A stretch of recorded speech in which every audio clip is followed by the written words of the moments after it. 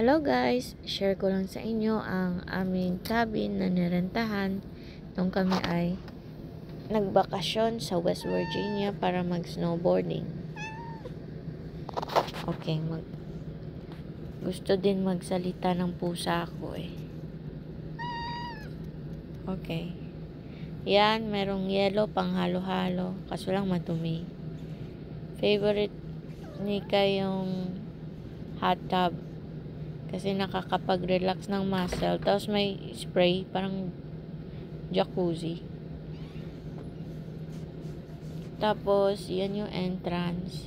Skip to veranda. Yan yung likod naman. May barbecuehan dyan. Tapos may upuan. Kung gusto mo magpahangin.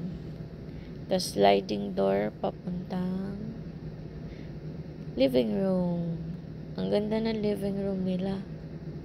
Very, calm, refreshing. Tapos kitchen and dining area.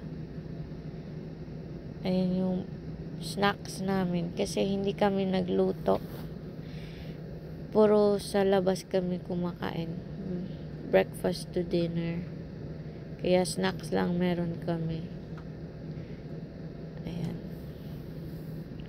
Tapos, punta naman tayo sa isang parte ng bahay. Washer and dryer. Kanino bang, yan? Tuwalya. Hindi ko nga alam eh. Tapos, merong mirror at yan yung papuntang taas. Tapos, ito yung bathroom. Ang aming bathroom.